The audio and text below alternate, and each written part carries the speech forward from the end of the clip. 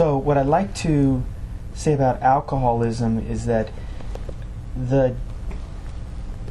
we mentioned it before, that alcohol is a depressant. So, all right, yeah. So it doesn't buoy you up. It depresses you. See, people don't realize that. Yeah, it's a depressant, and so it has the biological effect of reducing stress temporarily. Right. Yeah. So if your father went through a lot of stress when he was younger, and then he lost his father. That's right. Yeah. And maybe he got into fights when he was younger too. Could have been. So all of these things can create a certain degree of post-traumatic stress symptoms. Yeah. And those include anger. Yeah. So, and depression also includes anger. They call it, it's a symptom of irritability. So your father could have developed these symptoms and not known it. Yeah. And then when you have that great stress inside of you, it's like you light the fires of stress and they keep burning. That's right, yeah. And you've got to do something to put that fire out. And if you don't know that it's there, then you reach for alcohol or food or a lot of unhealthy habits. Right, yeah. So the term alcoholism implies that you are an alcoholic, therefore it's something inside of you that's causing you to drink. Whereas this other way of looking at it is it's something outside of you, which is in reality, which is stressful, like life circumstances. That's right. Yeah. So here's a little piece from Dr. Bennett's book on that. He says, some people deal with stress by drinking, beer, wine, martinis, whatever. Yeah. If the stress is pretty constant, that means that drinking may need to be pretty constant too. The problem with alcohol is if you feel good and happy and relaxed when you're drinking, you're not going to like it the next day when it's worn off. That's right. That simple fact can lead to morning drinking and luncheon drinking and secret drinking, a very costly habit. That's right. That's right. So this other way of looking at alcoholism is useful, and to use a gross analogy for a second, if I was out in the desert and you came upon me and I was drinking urine, we wouldn't call me a urinaholic. No. We would say, I'm not getting what I need, and I'm doing whatever I can to get what I need in an unhealthy way. Yeah. So it's another way, and I think it's a useful way to look at alcoholism because it tells you where to focus your attention on to solve the problem.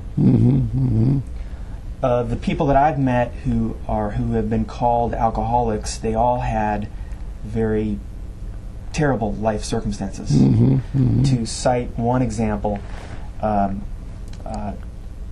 met somebody whose father had been in an accident and before he was born, and ended up in a wheelchair and paralyzed, and very traumatic, beyond anything that I could ever imagine.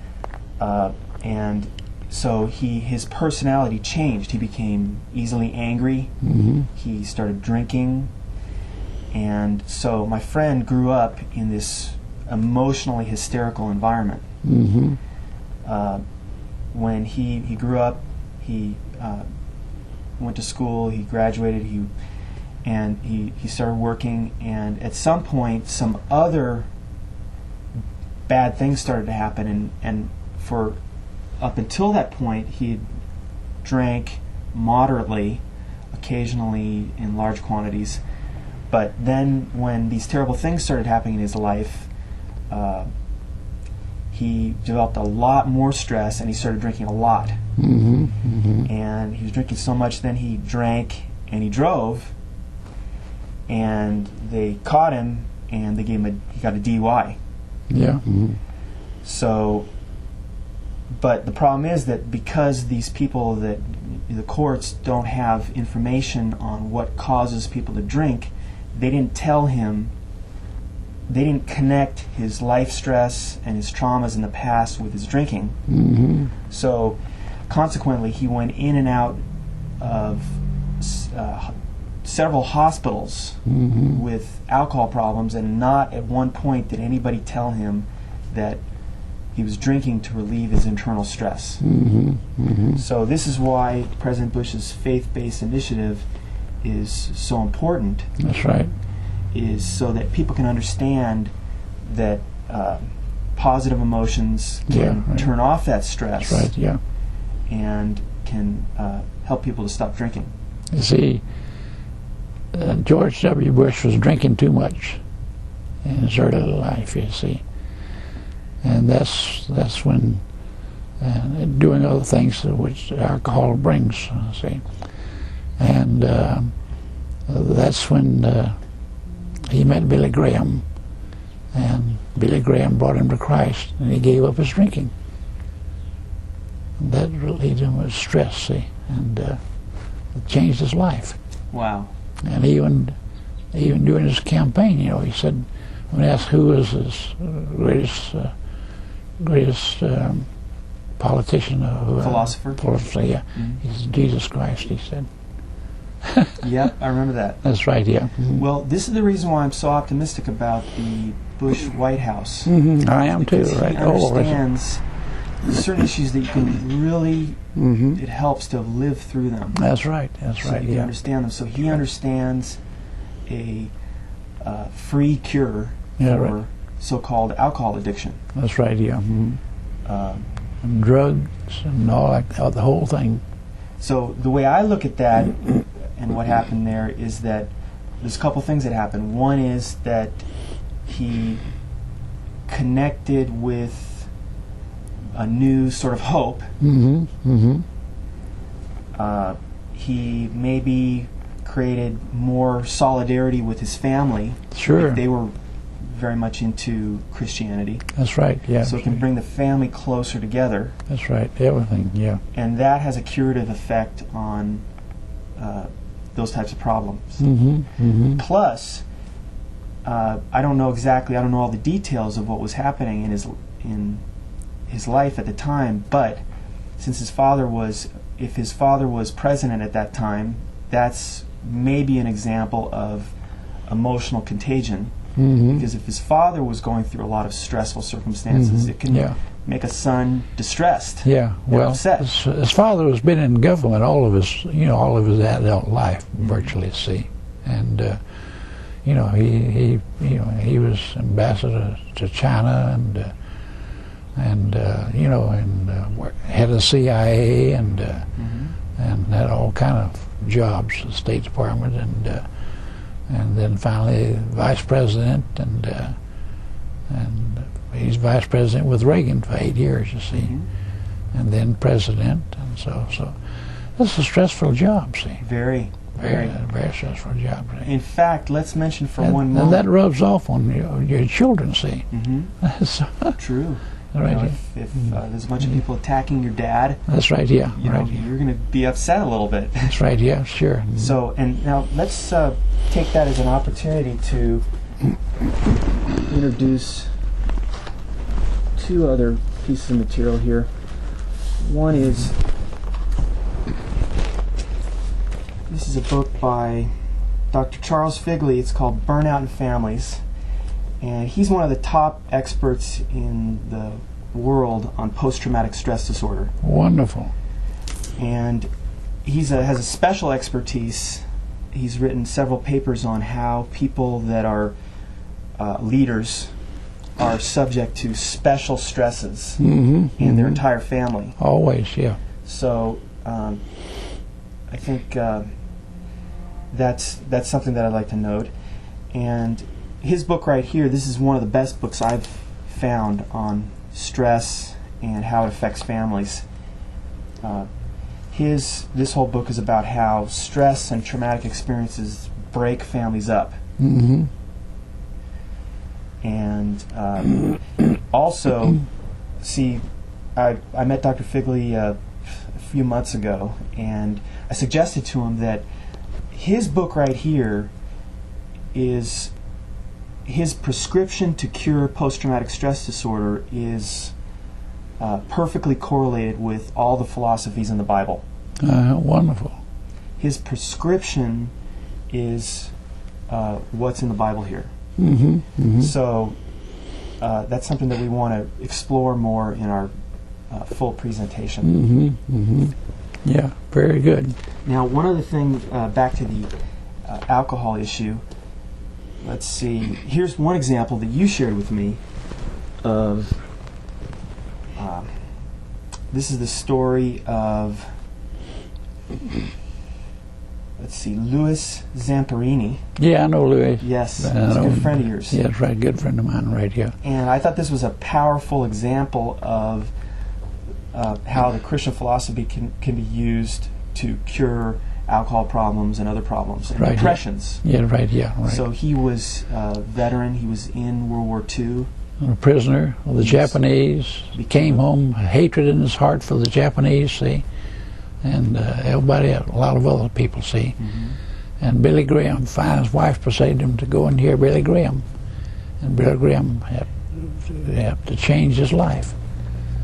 And now he works, his office is at the Hollywood Presbyterian Church. And he works with youth and so on, right? Wow. And lectures all over the world, you know. Mm-hmm. Sure, right here. Well, I thought when I read his story here, I realized that this is an example of using the Christian philosophy to cure health problems. Right. That's right, absolutely. Which is what the Faith-Based Initiative wants to do. That's right, absolutely, yeah. So absolutely, what happened to him is that he was highly traumatized. He was tortured. Sure, right, yeah, with the Japanese, right. Mm-hmm. And all my reading on post-traumatic stress disorder finds that kind of experience it ruins people. Devastates for their whole life. Right, yeah, sure does. Unless the cure is applied. That's right. Mm-hmm. So he became very depressed, very angry. Yeah. He was drinking a lot of alcohol. That's right. Mm-hmm. And it says right here, he was finally released in the summer of 1945 and returned to California. He suffered flashbacks and nightmares and drank heavily. That's right. Yeah. His wife, Cynthia, convinced him to attend a meeting led by a young evangelist named Billy Graham. That's right. Mm-hmm. Overnight, Louis became a confirmed Christian. That's right. And within 2 years returned to Japan, in part to meet and forgive his former guards, now war crime convicts and prisoners themselves. So I thought that was a pretty powerful example, and in our educational video, I'm sure we'll talk a lot about this story, and maybe we'll get to interview him. Yeah, right, yeah. It seems to be we've shared the platform together with Louis Zamperini. Really? We've spoken together, right, yeah. Great. At gatherings, you see. Right, yeah. So what I take it as an example of is, well, he wasn't an alcoholic. He had post-traumatic stress disorder, which is, in the field of PTSD, they call it self-medication. You don't know that you have it, so you medicate it with alcohol. Yeah, right, yeah. And it's relief. Because he won in the Olympics, 1936. He shook hands with Hitler, you know. And so he, right.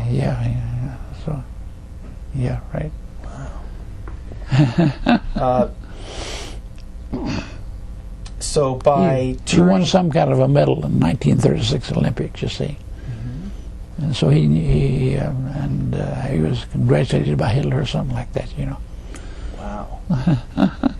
So this story here closely parallels Dr. Bennett's advice of forgiveness. Yes, right, yeah. To cure hypertension. In this case, he used forgiveness to cure his use of alcohol. That's right, yes, right, yeah. And eliminate his post-traumatic stress disorder. Right. And right now, the federal government is spending, I don't know, millions at least. Right, yeah. Right. Maybe billions per year on people who have chronic post-traumatic stress disorder. That's right, yeah. That's right, and it seems to be incurable. But we can see here that there are tools for curing that. That's right. That are not available to us. Oh, yes. Men coming back from the war, and women too, coming back from the wars, you know. Most of them come back all stressed out, you know. Right? Yeah. And they drink and they do all kind of things. And of course, during the Korean War, why old Kim Saw out there in the Golden Triangle, he just pumped those drugs at the men in Vietnam, see, and got them cooked on drugs. Mm-hmm. Right, yeah. Yeah, well, that's an expected thing in That's right, yeah. a war situation where you have That's a lot right, of stress. Yeah. That's right, yeah. It's very easy. And one of the things I discovered with regard to addictions, we'll focus on that, Yeah. is that A friend of mine knew Kamsa in the Golden Triangle, see, and one of the most devastating people in the world. But he said, my people have to live on raising puppies, see, and producing these drugs, you see. And he said at one time, my friend visited with him 2 or 3 times up in his house in the Golden Triangle there. And he said, if I had $50 million, I could teach my people to get into other things and eliminate this this drug business, you see. And we discussed that with the government and with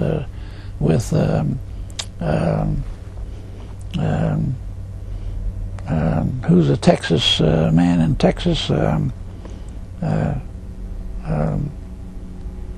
ran for president, and I'm trying to think of his name. well, here's a wild guess. McGovern? No, not No, McGovern. okay. No, it was I don't know all the names Texas as well. billionaire. He's Texas. Ross Perot. Ross Perot, yeah, right. And Ross Perot said, "Well, let's go for it. Let's do this. Let's give it. Let's take advantage of that and make $50 million available to him, so that we can close down the Golden Triangle and eliminate these drugs." See. Mm-hmm. So I was involved at a high level on that kind of thing. See. Well, that's a great example of, in my analysis, and well, in the analysis of these experts, one of the critical issues on drug use is quality of opportunities that people have. That's right. Yeah. If people don't have any opportunities, then they'll turn to illegal activities. That's right. Yeah. Right. Yeah. So now. The thing I wanted to say about addictions is that it's very important in the field of addictions to understand how stress factors in. Mm-hmm. I was surprised to find out that the connection between stress and addictions is that stress causes the release of the same chemicals in our body as drugs. Mm-hmm. Mm-hmm. So I've found a lot of material on that. Stress changes the body so that we start to crave drugs. Mm-hmm. Mm-hmm. So stress causes the release of corticosteroids, as we discussed before, endogenous opioids, and adrenaline. Mm-hmm. And drugs cause the release of the same chemicals. That's right. Yeah. Mm-hmm. Right. So by going through a lot of stressful experiences, and it creates addicts. So that's right, yeah. In a way, we could think of the drug war as a war on stress. Yes, right. Mm-hmm. Yeah, right. Yeah. And so this is why I believe that the faith-based initiative is important. Oh, absolutely. Because one of the most important things that ever happened to our country. See. Right, yeah. We're going to use the Bible philosophy, which is a script for how to reduce stress. That's right, yeah. By reducing interpersonal conflict, bearing one another's burdens. Right, yeah. And so by doing that, then we reduce stress in our communities. Right, yeah. And then addictions go down. That's right.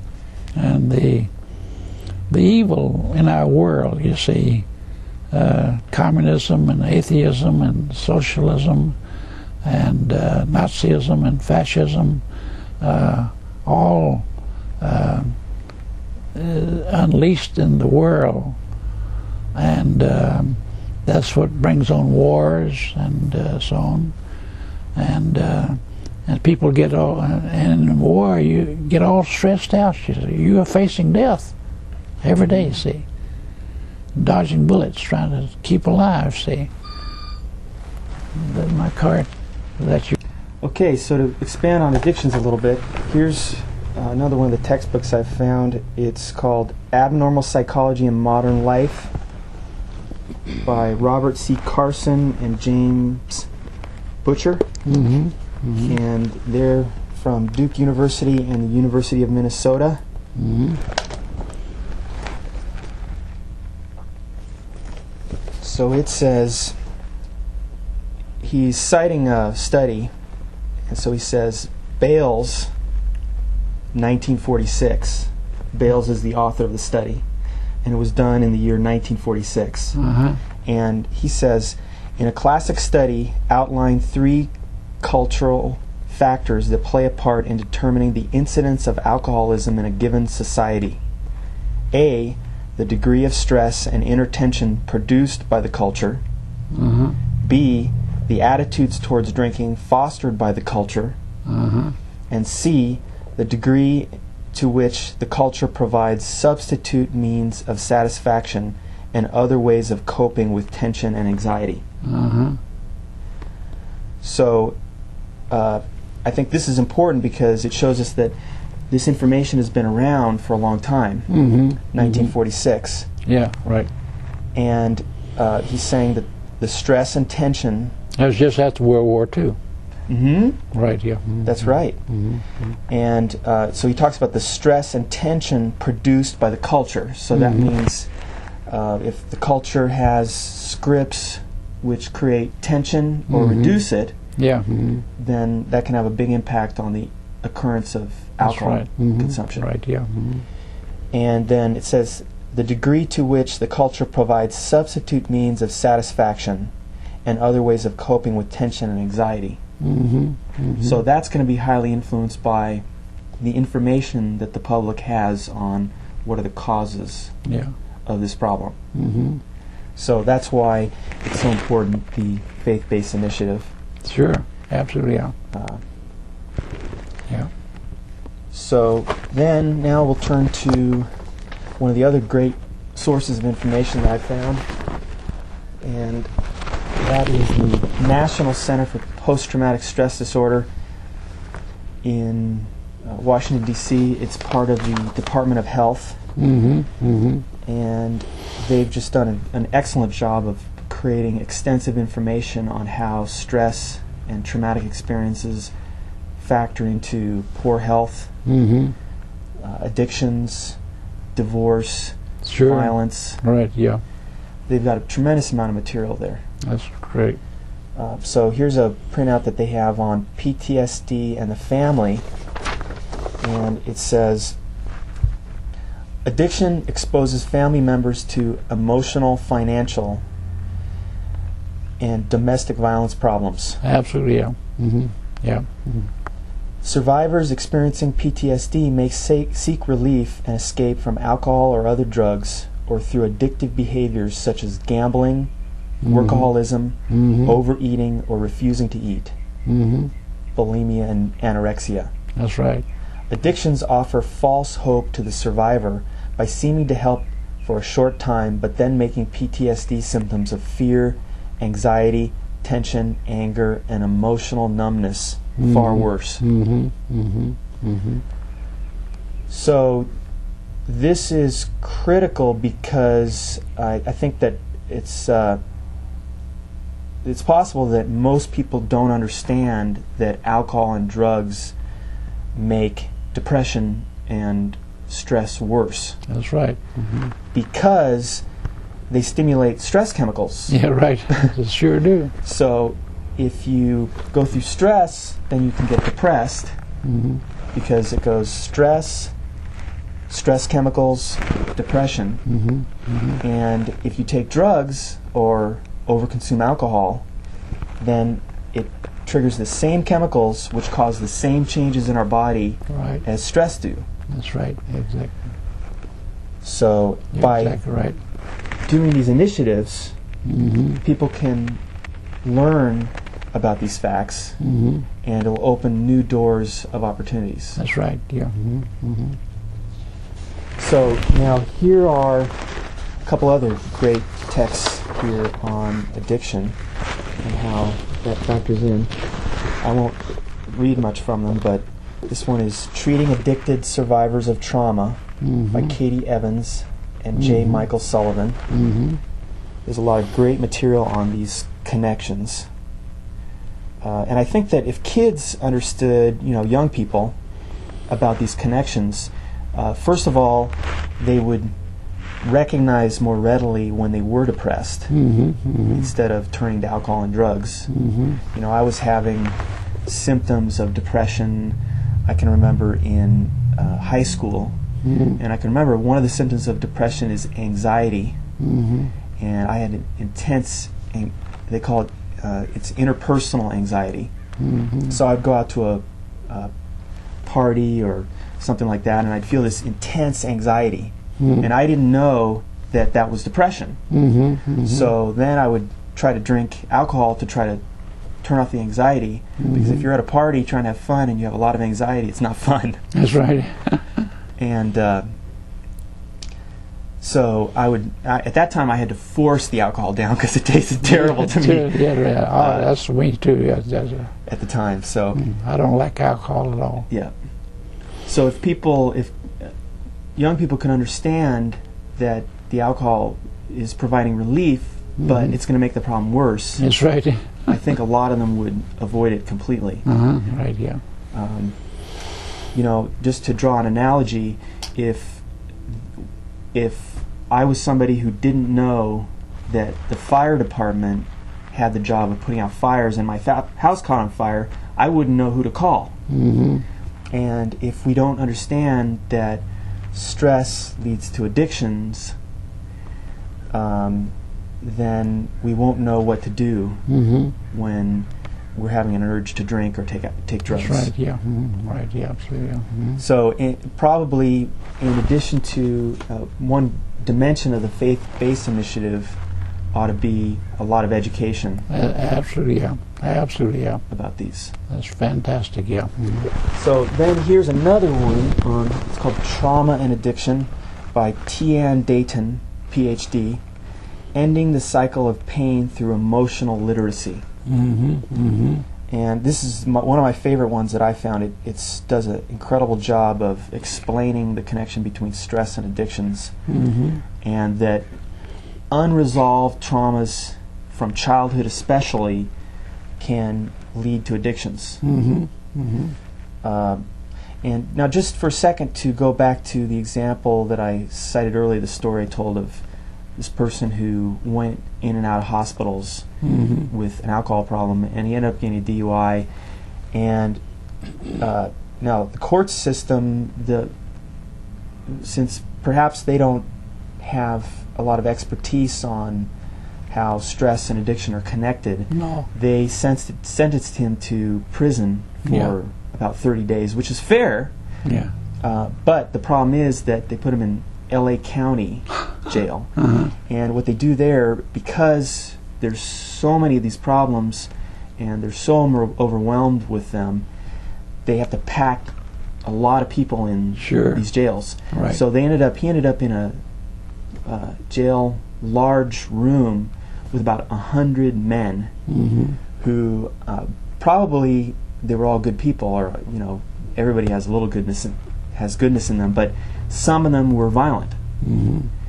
And so he ended up getting beat up, assaulted. And then after that, he would hear that in the next cell somebody got killed. So he was in fear of his life. He thought he was going to get killed in there. Which then, so that when he got out, he was just flipping out with stress. He was just he was highly traumatized. He actually seemed to develop more symptoms of post-traumatic stress disorder. So when I found him, I spent a lot of time with him, and I explained about these connections, and he started looking into them and trying to understand how his very stressful life was causing these problems. That's right, yeah. So I believe that our project, by creating educational videos on these subjects, could be beneficial to that particular problem. I think so, yeah. If somebody gets busted for drinking and driving, they should immediately go into treatment for depression and go through an educational program about how these things work. Teach them how to overcome alcohol. Yeah, how to overcome alcohol. Drugs. What their options are. Maybe some of them will be Christian, and so by understanding how they can apply that better to being curative. I work with Chuck Colson in prison fellowship, see, all over the country, all over the world. Wow, that's a great program. That's right, yeah, right, yeah. It's a really great program because you're reaching out and you're connecting with people actually. Yeah, right, In prison, it's kind of hard sometimes to connect with people because everybody's pissed off. But if a program like that, that's a faith-based initiative, right? That's right, yeah. Okay, that's an example. Yeah. That's right, yeah. That can, let's see, it says in the Bible, perfect love casteth out fear. Right, yeah. So I would take that as an example of perfect love. That's right, yeah. That could really help people. Yeah, Chuck Colson was Nixon's hatchet man. Oh, that's right. And then he changed his life That's right, for the better. In prison, right, yeah. Wow. Right, yeah. So he's an example of the success of that kind of approach. That's right, yeah. Right, Okay. yeah. Sure. Right. So now let's turn for 1 second to Texas. This is Psychology, a Scientific Study of Man. It's one of the older psychology textbooks I found, and it's by Fillmore H. Sanford from the University of Texas from 1961 and 62. And I've been collecting these to show the long history of these ways of thinking. Partially so that we can understand that these problems could have been better dealt with a long time ago. Yeah, right, yeah. But somehow this information hasn't been really getting out. That's right. So here it says, the use of alcohol, both in moderation and otherwise, is very frequently a device for relieving anxiety.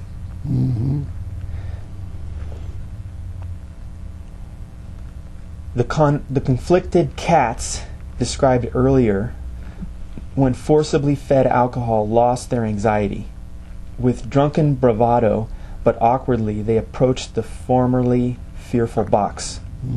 They're talking about a study that was done with cats. And that's important because these facts about health are proven beyond a shadow of a doubt by testing them in animals. That's right, and in humans. That's right, yeah. So we have a lot of evidence for these things. Okay. Okay, to continue. Later, some of the anxious cats were offered a choice between plain milk and a milk toddy containing alcohol. They chose the toddy, apparently having learned that the world looks better after a good stiff drink. When these toss-pot cats were sober, they reacted as violently as ever to the conflict situation.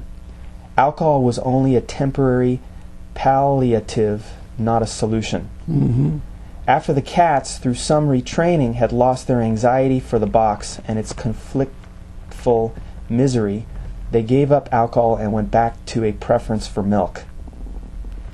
So what they seem to be saying in this experiment, I don't know if it's clear from what I've read so far, is that the cats that were stressed out and in a fear-producing situation drank alcohol. Yeah, right. And when they were retrained, then they stopped drinking alcohol. When they were retrained to not have the anxiety. That's right, yeah. Good. So it says, alcohol is a depressant working to slow down and in large doses to remove almost entirely the activity in the higher centers of the brain.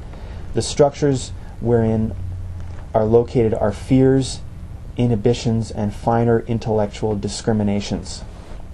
When these brain centers are less active, behavior becomes less fearful, less bound by inhibitions, and functionally less intelligent. It is easy to see how alcohol, for men and cats, makes anxiety temporarily more bearable. Although chronic alcoholism involves physiological addiction, there very probably is a psychological factor present also. And the cure for alcoholism in many cases requires not only the recovery from the physiological addiction, but also a treatment of the basis of the anxiety-producing conflict. So an example of that would be your friend who was a prisoner of war because he eliminated the anxiety-producing conflict of the resentment. Louis Zamperini. Yeah, the incredible resentment Yeah. towards his captors. Sure, Yeah. Very good.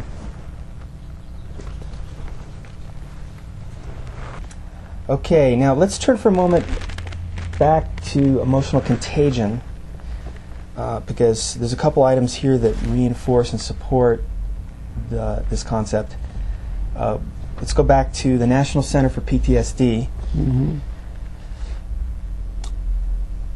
Here's what they say.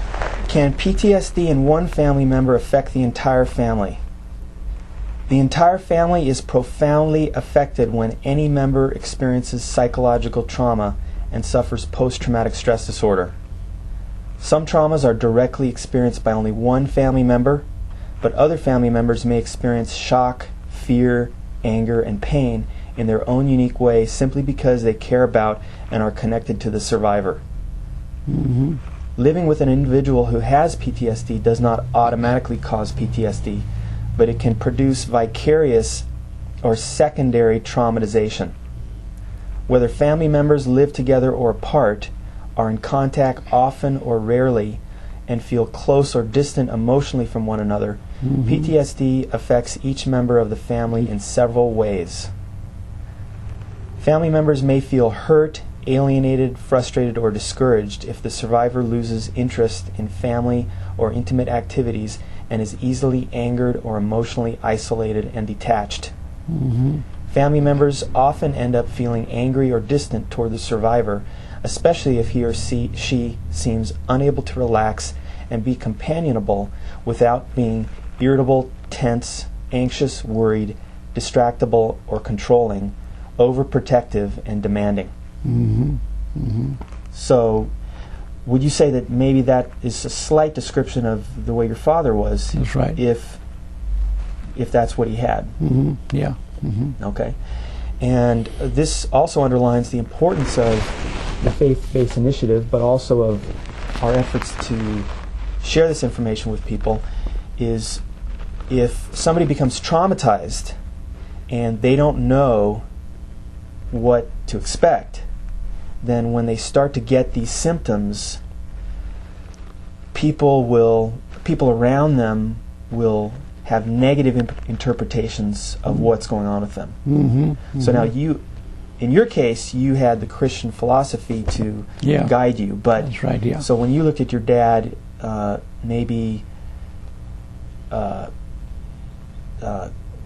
you didn't have this type of a problem. But for other families, if somebody gets these symptoms of anger, it's very easy to say, well, Dad's angry because he's a jerk. And that really breaks up families. Yes, right, yeah. Right, yeah. So this my mother was a soothing influence, you see, because she was a good Christian woman, and we went to church, see. So that may have helped the problems in your family to be much less. Yeah, right, yeah. Okay. Great. All right. Now, that's emotional contagion.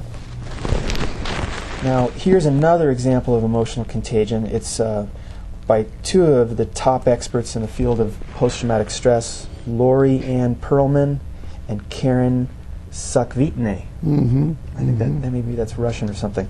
It's called Trauma and the Therapist.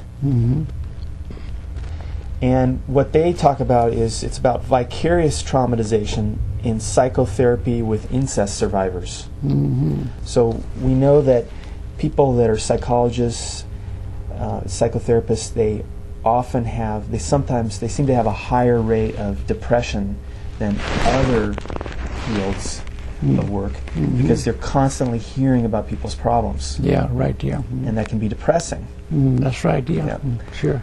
So if therapists can become depressed from listening to the problems of their patients, then anybody can. And you're right. That's right, So yeah. Right. this is why these programs here, by helping individuals more effectively, they can help large groups of people. Yeah. Right, yeah. Very good. Okay, the next subject we want to turn to is how does this material going to help us to deal more effectively with the problem of violence in the world? And how are the faith-based initiative and school voucher programs going to potentially reduce violence in America? So let's go back to Texas. Okay. We've got a lot of good material there. We'll go back to what the University of Texas says about this.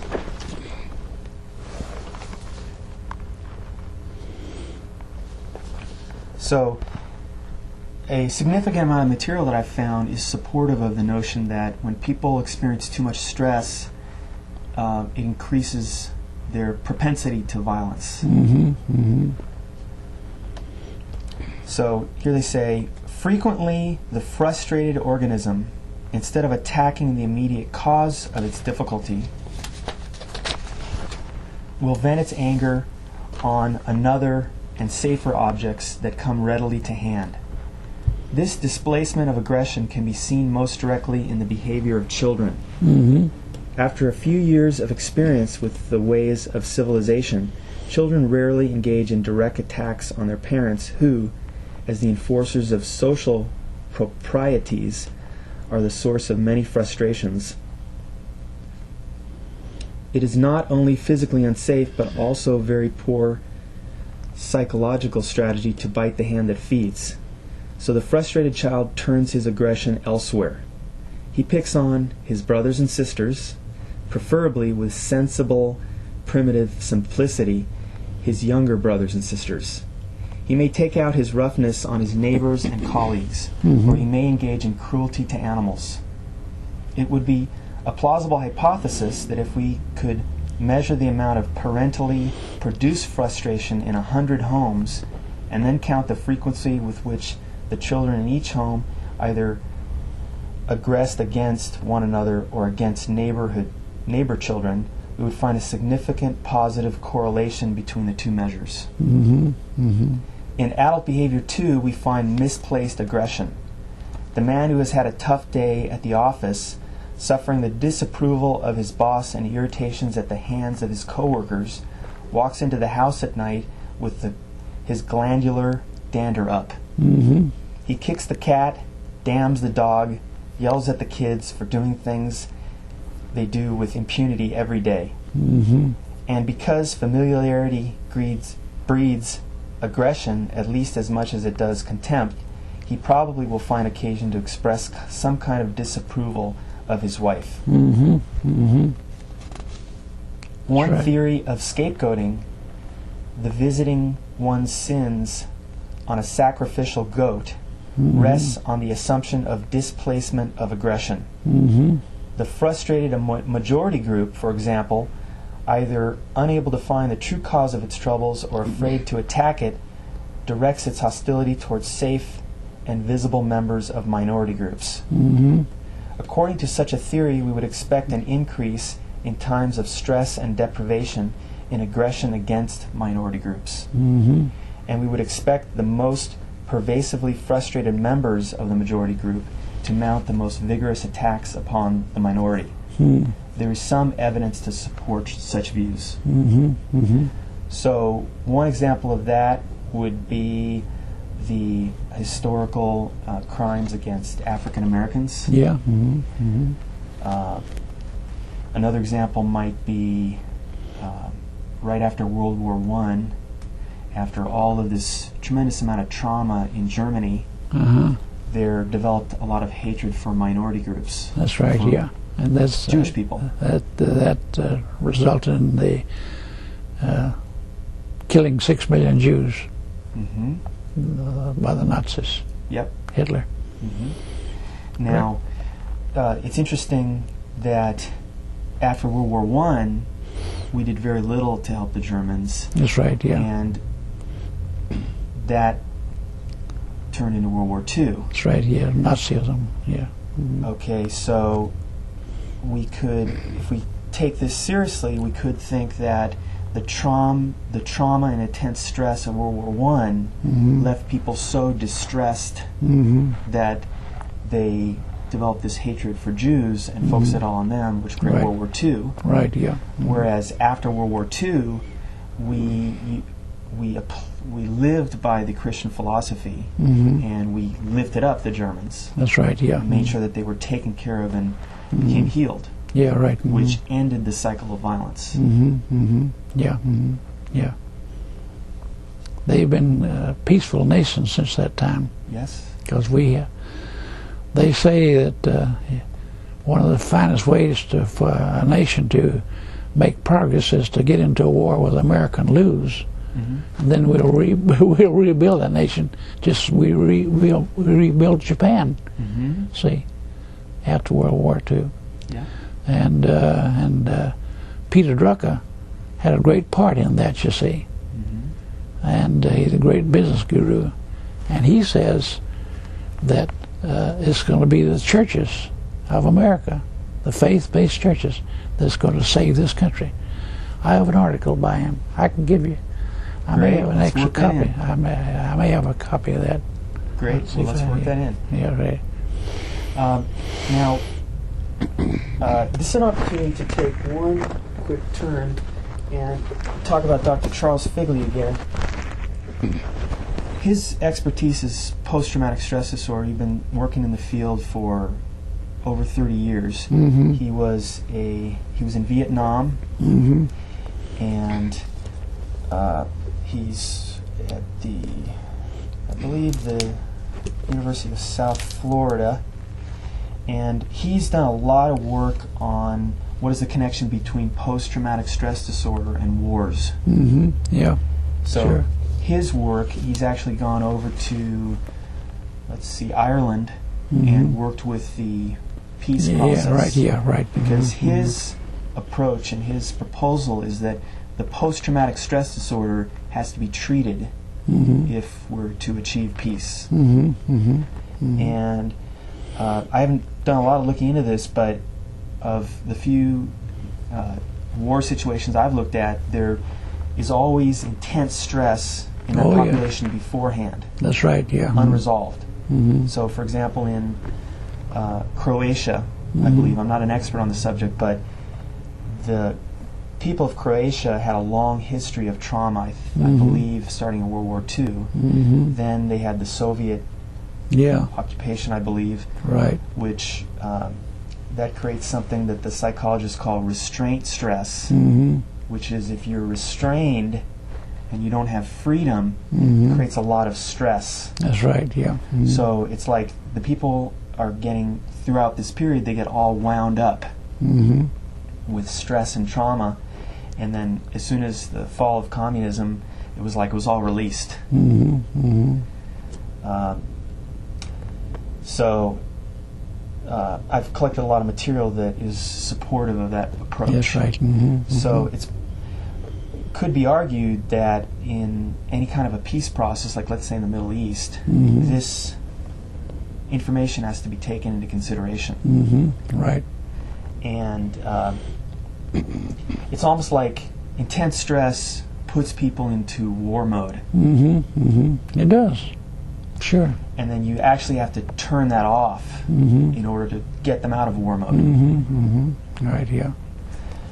So understanding that helps us to understand the value of the Christian philosophy Sure. in making peace. That's right, yeah. Mhm. And now that I've read the Bible, for me, it's really like a manual for peace. Right, yeah. For It world is. peace. It is. Sure it is, right, yeah. That's right, absolutely. You know, No, like- no question about that. That's the truth. Yeah. That makes you free. Now, that's a good quote to interject at this point. The truth shall make you free. Mm-hmm. Now, let's just take a little turn here, because I'm glad you mentioned that. And let's talk about one of my other favorite books by Lynn V. Cheney. Mm-hmm. She's a friend of yours, isn't she? Yeah, Lynn Cheney, yeah, right. The Vice wrote- President's wife. Yes. Yeah, Lynn Cheney, yeah. Wonderful lady. She wrote a very interesting book. It's called Telling the Truth: Why Our Culture and Our Country Have Stopped Making Sense and What We Can Do About It. Mm-hmm. Mm-hmm. I haven't read the whole thing, and I don't know if I'll agree with everything that's in here, but there's a lot of great ideas in here. Sure, right, yeah, absolutely, yeah. That Great lady. What she analyzes is how in, let's say, in the media, everybody kind of describes life in the way that they understand it. Mm-hmm. Mm-hmm. So if people don't have a complete understanding of these issues, then they put up their own description of what's going on, Mm-hmm. and it can create a lot of confusion and inaccuracy, which can be misleading to the public. That's right, yeah. Mm-hmm. So she seems to be emphasizing that the way for us to clear up a lot of our problems is to focus on really getting at the truth. Mm-hmm. Mm-hmm. Mm-hmm. And I guess that's exactly what we're doing here. That's right, yeah. Getting at the truth that makes you free. Yeah. Yeah. You shall know the truth, and the truth shall make you free, said Jesus. That's powerful. That's really powerful, right, yeah. And it's very easy to overlook the power in that short statement, Mm-hmm. Mm-hmm. but we're going to be exploring it further. That's right, yeah. Very good.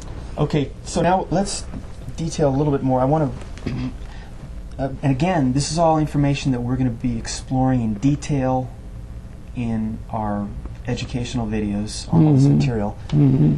And I've found dozens and dozens and dozens of studies in my time that I spent at the UCLA Medical Library. Mm-hmm. And I've only just scratched the surface for what's available. Mm-hmm. I'm looking forward to expanding the information. Mm-hmm. And we're going to be, in this project, we're going to be going around to the experts and interviewing them to understand, and we're going to be illustrating and explaining these studies. Mm-hmm. So let's go for 1 second back to the National Center for PTSD and see what they have to say about violence and post-traumatic stress. Okay. Trauma survivors with PTSD often struggle with intense anger or rage, Mm-hmm. Mm-hmm. and can have difficulty coping with an impulse to lash out verbally or physically, Mm-hmm. especially if their trauma involved physical abuse Mm-hmm. or assault, war, domestic or community violence, or being humiliated, shamed, and betrayed by people they need to trust. Mm-hmm. Mm-hmm. Family members can feel frightened of and betrayed by the survivor, despite feeling love and concern. Mm-hmm. Mm-hmm. Right. So, now, an example of that in the world today might be in the Middle East right now. What? In the Middle East, Yeah, the Middle East, sure, right, the yeah. war is happening there. Yeah, right. Just a few minutes ago, we heard Britt Hume on, I believe it was on Fox, Mm-hmm. talking about suicide bombers. Mm-hmm. And he Mm-hmm. interviewed, I guess it was a psychology expert on the subject. And the psychology, they were analyzing, the line of inquiry was to analyze why are these children committing suicide. Yeah, right, yeah. And one of the issues he cited is humiliation. Mm-hmm. Mm-hmm. They feel humiliated Mm-hmm. by what's happening. Mm-hmm. Mm-hmm. Happening to them. The Palestinians feel humiliated. The Jewish people Yeah, feel humiliated. yeah. The Jewish people have been, attempted to humiliate them ever Mhm. since Mhm. Hitler, Yeah. but for many years.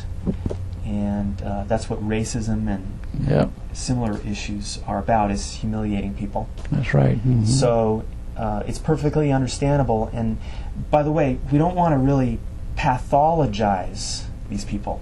Mm-hmm. We don't want to say that they're sick or anything. It's just a normal reaction to Mm-hmm. humiliation is anger. Mm-hmm. Yeah. Mm-hmm. That's right. So this is why this information could be useful to that process. That's right. Yeah. Very much so. Mm-hmm. Okay, now I've got a few books here, and we'll just briefly describe them, but then we'll go Yeah. into more detail Okay. in the actual project. Mm-hmm. This one's called Crime and Punishment in America: Why the Solutions to America's Most Stubborn Social Crisis Have Not Worked, Mm-hmm. and What Will. Mm-hmm. It's by Elliot Curie. Very good book. Mm-hmm. Really great book. And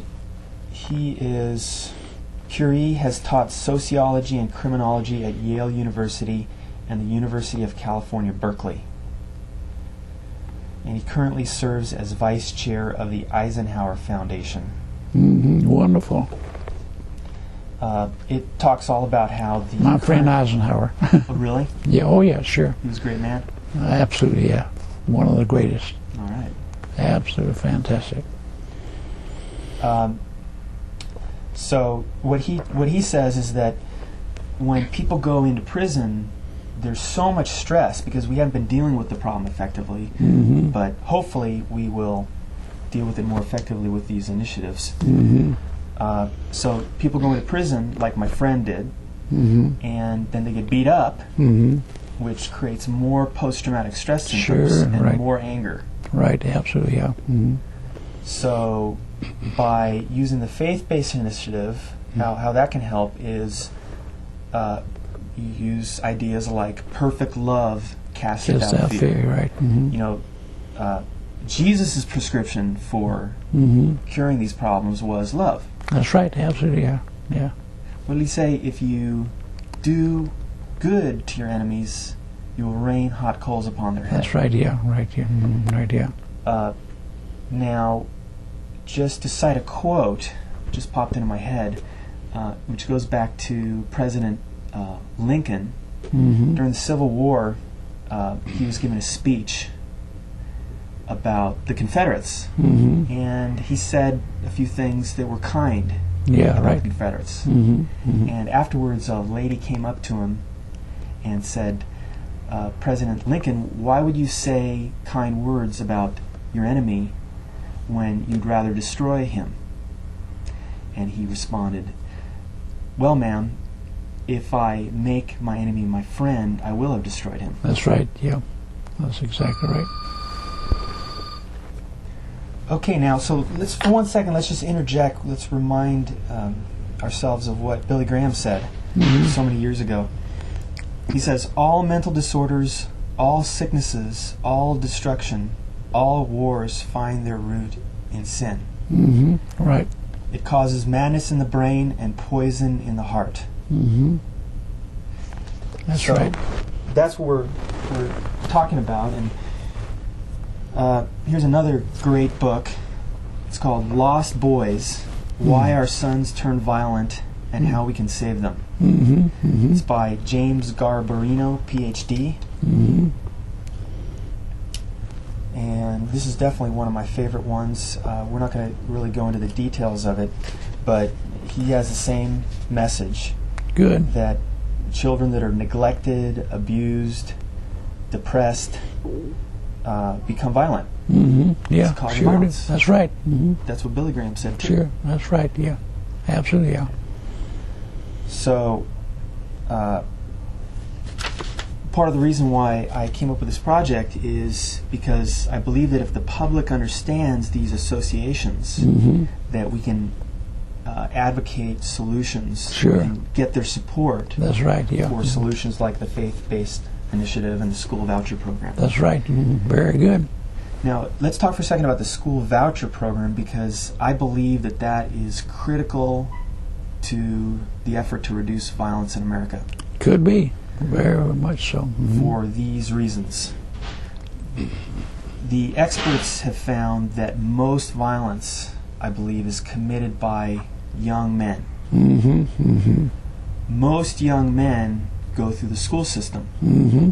Oh, yeah. So any improvements in the environment and in the school system should nip that in the bud. That's right, yeah. Mm-hmm. Right, yeah. If we create the school voucher program, it will reduce class sizes. That's right, yeah. It will reduce stress. Mm-hmm. It'll give kids a more opportunity to connect with teachers and adults That's right. concerned. Mm-hmm. Mm-hmm. It'll reduce the workload on teachers Sure. Right. so that they'll have less stress. Mm-hmm. You know, every single kid that they have in their classroom, they have to do work. That's right, So yeah. if we reduce the class sizes by maybe 20%, Mm-hmm. it's going to reduce the load on them. Mm-hmm. It's going to reduce their stress. That's right. Mm-hmm. So it's a complex interaction between all these things, Mm-hmm. Right, which yeah. we'll be exploring further. That's right. Very good. Very good. Right, yeah. We're right on the beam. Yep. Well, you're right on the beam. You've been on the right track all this time. That's right, yeah. Sure. All these right, years. yeah. But it takes something like this to bring out from me, you know, how I can relate to all of this and understand it, see, and so on. So, and I'm glad to do this. I'm glad that we met. Thank you. And All right. have you got one or two of your father's books? I've got one of them. Just one of them. He's got a second book, which is all about issues like obesity, strokes, insomnia, heart disease. What I want to do is, with tomorrow when I'm with my cardiologist, and I want you to be with me if you can, see. Mm-hmm. If you got a copy of your books, your dad's books, I'd like to give them to Dr. Lee. Great. Okay. He's the world's one of the greatest cardiologists in the world. Say, when Dick Cheney had his problems, the heart problems, they called on Dr. Lee to help him solve those problems. Wow. Right here. So he must be good. Yeah, he's my cardiologist. Right, keeping me alive. Right.